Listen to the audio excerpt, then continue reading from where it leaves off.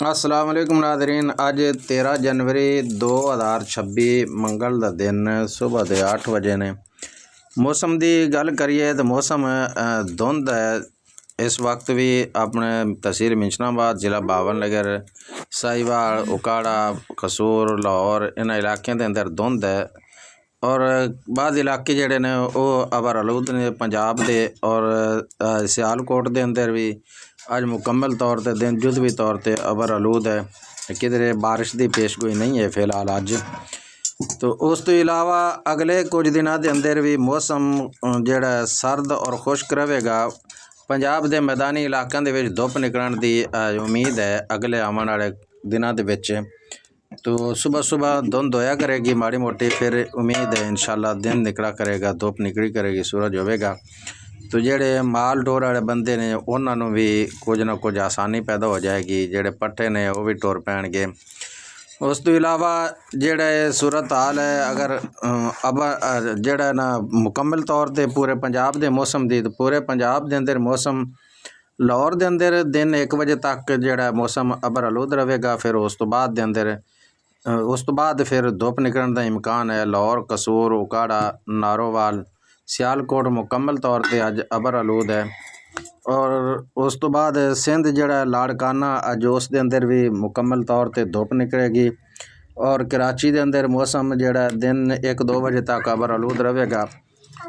उस तो इलावा खैबर पख्तूनख्वा के जोड़े मैदानी इलाके ने उन्होंने अंदर भी मौसम जोड़ा है वो खुश्क और सर्द रहेगा और पहाड़ी इलाकों के बर्फबारी का इम्कान है।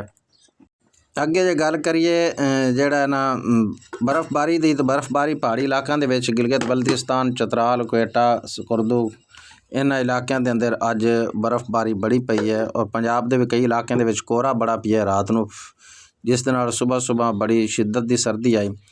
और उस तो बाद अगर सैलाब मुतासरीन जोड़े ने सैलाब के नाल जिन्हों के नुकसान होए, फसलों तबाह हो गई, घर तबाह हो गए, उन्होंने माली मुआवनत की गल करिए तो वो पंजाब गौरमेंट जोड़ा है उन्होंने दोबारा शेड्यूल जारी किया है कि जिन्होंने पहले मिल गए ने पैसे उन्होंने दोबारे पैसा देवन का उन्होंने इम्कान है कि उन्होंने ऐलान किया है। और जिन्होंने फसलों के मिले ने उन्होंने मकानों के नहीं मिले तो मकानों के पैसे उन्होंने अकाउंटों से ट्रांसफर किए जाएंगे। तो जिन्होंने ATM कार्ड नहीं मिले, चैक मिले ने AC दफ्तर की तरफों पहले ATM कार्ड नाल नहीं मिले, उन्होंने ATM उन्होंने दोबारा चैकों के जरिए उन्होंने नंबरों पर दोबारा पैसे ट्रांसफर किए जाएंगे। और जिन्होंने ATM कार्ड मिले ने अकाउंट बड़े ने पंजाब बैंक के अंदर, उन्होंने दोबारा उन्होंने ही अकाउंटों से पैसे ट्रांसफर किए जाएंगे। तो अगर जुजवी तौर मुकम्मल तौर पर गल करिए दरिया की, तो दरिया जोड़ा है वो इस टाइम तो बिल्कुल सुत्या होया है। तो करम वाला अल्लाह करे कि सीजन के भी बस आदे पूरे जै नॉर्मल वाव के अंदर बवे कि नुकसान तो अल्लाह ताला बचा जाए। तो आने वाले वक्त के अंदर जोड़ा हुण नैक्सट टाइम जोड़ा सीजन आता पिया बारिशों का, उस अंदर बारिशों की बड़ी वड्डी पेशगोई की जा रही है। अल्लाह ताला खैर करे।